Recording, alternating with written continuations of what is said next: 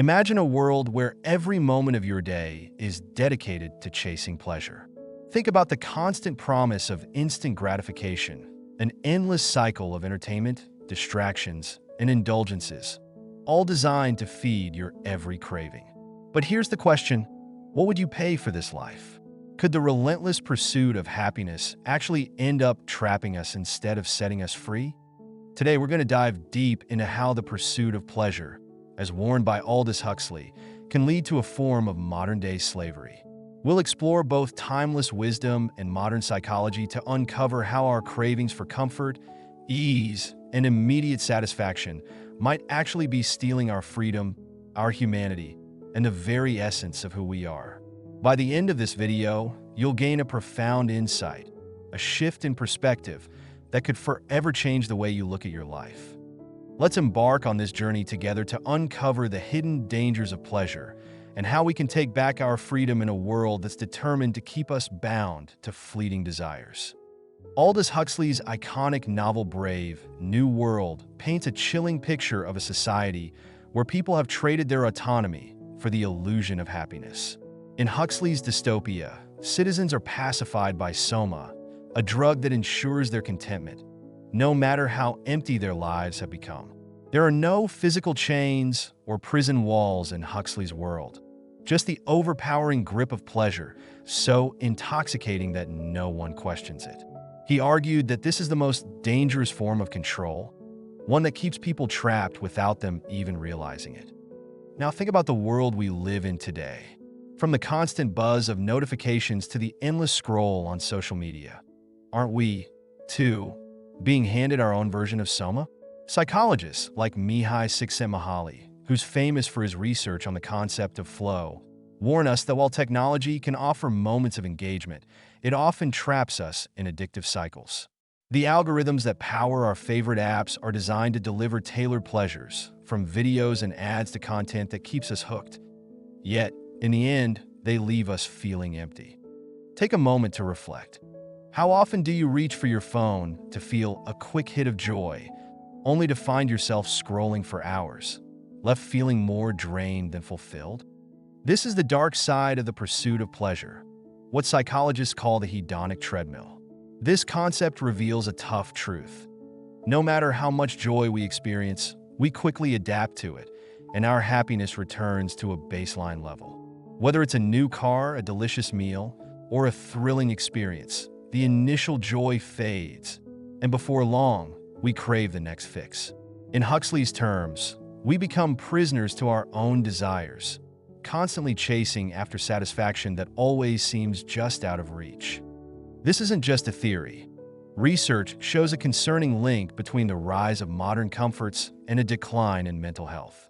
A 2020 study published in the Journal of Affective Disorders found that excessive screen time, particularly on social media, is connected to higher rates of anxiety and depression.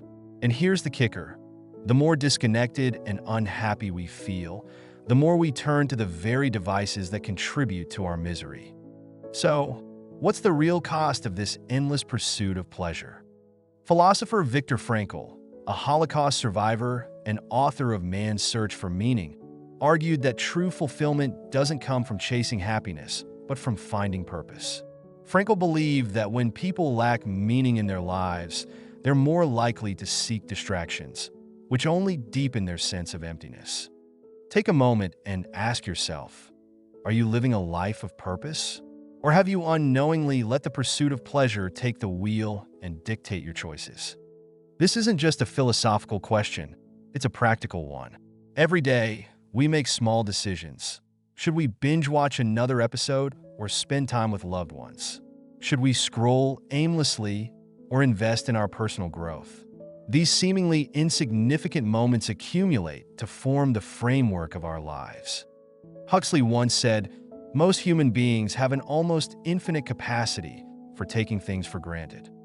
In the quest for constant pleasure, we risk overlooking the deeper joys of life. Things like relationships, creativity, self-discovery, and contributing to something greater than ourselves. This leads us to a powerful insight. When pleasure is pursued recklessly, it doesn't bring freedom. Instead, it creates invisible chains. chains that bind us to habits, cravings, and distractions that drain our energy, time, and potential.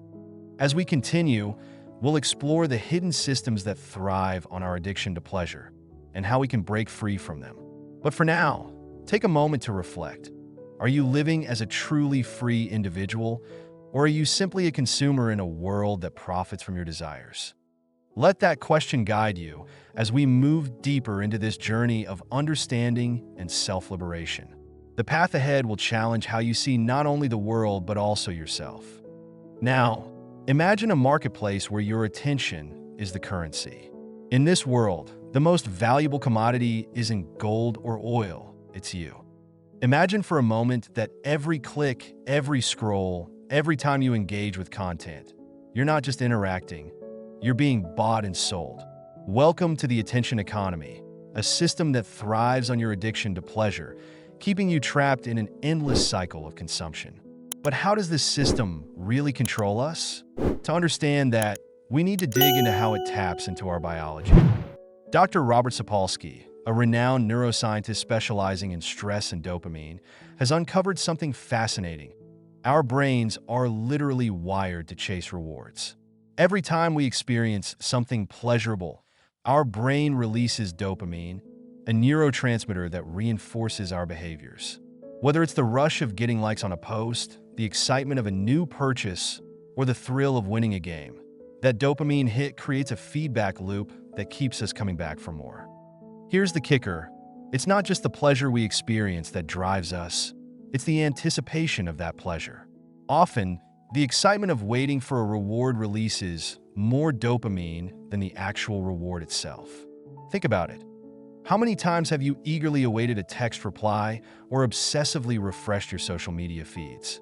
It's not about the outcome, it's about the possibility of that reward, and that's what keeps us hooked. This is exactly how the attention economy works. It turns us into perpetual seekers, always yearning for more, but never truly satisfied. Now, think about your own life. Have you ever found yourself picking up your phone without even thinking or craving a snack, a video, or some moment of validation, only to feel empty afterward? These aren't just random occurrences, they're carefully engineered experiences. As Tristan Harris, a former Google design ethicist, explains, platforms are designed to exploit our vulnerabilities. They use something called intermittent variable rewards, a technique borrowed from slot machines, to keep us addicted. Now, let's bring this back to Aldous Huxley's Brave New World. In Huxley's dystopian society, the pursuit of pleasure wasn't just an individual weakness, it was a tool for social control. People were so consumed by their desires that they didn't even notice or care that they were losing their autonomy. In today's world, we may not be taking soma, but we're drowning in digital distractions that serve the same purpose, pacifying us and keeping us compliant. But why is this so important? Because the unchecked pursuit of pleasure doesn't just steal our time, it steals our potential. When we prioritize short-term gratification over deeper, more meaningful pursuits, we're sacrificing our ability to grow, learn, and contribute. Author Cal Newport, in his book Deep Work, argues that shallow engagement with technology erodes our ability to focus and master meaningful skills. The greatest rewards in life, according to Newport, don't come from easy pleasures. They come from sustained effort and deep concentration. So, here's a thought. How much of your time is spent on activities that truly enrich your life? How often do you chase immediate satisfaction at the expense of long-term fulfillment? These questions aren't meant to shame you. They're meant to wake you up. Recognizing our patterns is the first step toward reclaiming our freedom. Yet breaking free from this cycle is easier said than done. The system we live in doesn't just encourage pleasure-seeking, it normalizes it. From ads promising instant happiness to cultural messages that equate success with material wealth, we're constantly told that more is better.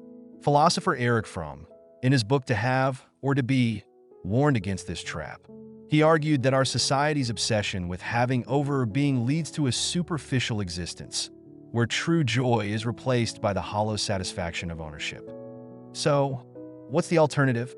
It starts with a shift in mindset, from seeking pleasure to seeking purpose. This doesn't mean we should abandon joy or indulgence, but we need to rethink their role in our lives. Psychologist Martin Seligman, known as the father of positive psychology, has shown that the most fulfilling lives are those centered around meaning, engagement, and relationships. Pleasure is a part of that equation, but it's not the whole picture. Take a moment to reflect on this. What brings you true joy? Not the fleeting kind that fades with time, but the lasting satisfaction that comes from creating, connecting, and contributing. Can you identify one area of your life where you might be prioritizing short-term gratification over long-term growth? As we move forward, we'll explore practical ways to break free from the chains of the attention economy and rediscover the power of intentional living. But for now, hold on to this truth. The pursuit of pleasure, when unchecked, doesn't lead to freedom. It leads to slavery. To be truly free, we must learn to distinguish between what delights us and what ultimately destroys us. The answers lie not in the next distraction, but in those quiet moments of self-reflection. Let's continue this journey together, uncovering how we can reclaim our time, our focus, and ultimately our lives. What comes next will challenge everything you think you know about happiness and freedom. Now, let's dive deeper into the psychological and philosophical consequences of a life driven by the pursuit of pleasure. If we've learned anything from thinkers like Aldous Huxley and modern psychologists, it's this: unchecked hedonism doesn't just enslave individuals, it reshapes entire societies. Consider the concept of soft tyranny, a term often used to describe a kind of control that feels comforting rather than oppressive. Alexis de Tocqueville, in his analysis of democratic societies, warned that this soft tyranny could lead to a world where people are so distracted by their desires that they willingly give up their freedom without even realizing it. Imagine a world where we willingly give up our freedoms for the sake of comfort and security. Sounds a bit far-fetched, right? But this is exactly the society Aldous Huxley predicted in his dystopian novel Brave New World. A world where people aren't forced into submission by fear, but are subtly lulled into compliance through pleasure and constant distraction. And the scary part? We might already be living in it. Every day, we're hit with promises of convenience. Smart devices that think for us, apps that provide instant gratification, and a culture that worships ease above everything else. Sure, these innovations make life more comfortable, but they also make us more dependent. The less we have to work for our daily needs and pleasures, the more we hand over control to the systems that run our lives. The real danger here is that this dependence doesn't feel like a loss of freedom. It feels like progress. It feels good, and that's what makes it so dangerous. Huxley hit the nail on the head when he wrote that an efficient totalitarian state would be one where the rulers don't need to force the population into submission. Instead, the people are so in love with their servitude, so consumed by their comfort, that they willingly give up their freedom. So, take a step back and think about your own life. How many of your decisions are truly your own? And how many are influenced, if not completely dictated by algorithms, trends, or the expectations of society? When was the last time you intentionally chose discomfort in the name of growth, rather than taking the easy way out? This isn't just a personal issue. It's one that affects all of us. A culture obsessed with pleasure has ripple effects that touch everything from relationships to communities to the health of our planet. Philosopher Soren Kierkegaard called this the despair of the aesthetic life, where people seek beauty and pleasure at the expense of meaning and responsibility. He believed true fulfillment could only be found through a commitment to higher ideals and living with purpose. So let's put this into perspective. Imagine two paths in front of you. One is smooth and easy, leading you toward a life of quick pleasures but little real depth. The other path is steep, rocky, and full of challenges, requiring effort and sacrifice. But this path promises the rewards of personal growth, meaningful connections, and leaving a legacy. Which path are you on right now? Modern psychology backs up Kierkegaard's insights. Studies show that people who prioritize intrinsic goals, things like personal growth, relationships, and contributing to others, report much higher levels of happiness and life satisfaction than those chasing external rewards like wealth, fame, or status. But in a consumer-driven society, we're constantly pushed toward the latter. Why? Because if we were truly content with our lives, we wouldn't need the latest gadget, trend, or product. And that's a problem for businesses built on constant dissatisfaction. So, they don't just sell products, they sell lifestyles. They convince us that happiness is always just one purchase away. But here's the truth. No amount of external pleasure can fill an internal void. This is why so many people, despite having everything they thought they wanted, still feel unfulfilled. Psychologist Carl Jung put it perfectly when he said, "People will do anything, no matter how absurd, to avoid facing their own souls." The relentless chase for pleasure is often just a distraction from the harder, but more rewarding work of self-discovery. So how do we break free from this trap? It starts with awareness. We need to recognize the systems and behaviors that keep us locked in a cycle of pleasure chasing. But awareness alone won't cut it. We also need to take action, deliberate, sometimes uncomfortable steps toward reclaiming our lives. Start small. Turn off notifications. Set boundaries with technology. Choose meaningful activities over mindless distractions. These small actions might seem insignificant, but in a world designed to keep you distracted, they are revolutionary. Ask yourself, what would your life look like if you prioritized meaning over pleasure? What habits and mindsets would you need to change to walk the path of growth, not just gratification? These aren't easy questions, but they're essential ones to ask if you want to live a life that's truly your own. As we near the end of this journey, we'll uncover the most profound insight, the ultimate key to breaking free from the chains of pleasure. This revelation has the power to transform not just the way you live, but who you are. Stick with us, because the most important lesson is still ahead. Now, let's dive into the heart of the matter. How do we reclaim our freedom in a world that thrives on our addiction to pleasure? The answer lies in understanding one simple but profound truth. True freedom doesn't come from doing whatever we want. It comes from having the discipline to choose what truly matters. Friedrich Nietzsche, one of history's most influential philosophers, once said, "He who has a why to live can bear almost anyhow." This insight is a cornerstone of liberation. When we have a deep sense of purpose, the fleeting allure of pleasure loses its hold on us. Purpose acts like a compass, guiding us through distractions and temptations, and leading us toward a life of meaning and significance. Think about the lives of those who have made a lasting impact. Visionaries like Mahatma Gandhi, Mother Teresa, or Martin Luther King Jr. Their greatness didn't come from seeking comfort. It came from embracing struggle in pursuit of something greater than themselves. They remind us that the most profound joy often comes from acts of service, creativity, and perseverance, not from fleeting indulgences. But how do we find our why in a world that's constantly pulling us in 1,000 different directions? In his book Man's Search for Meaning, Viktor Frankl offers a path forward.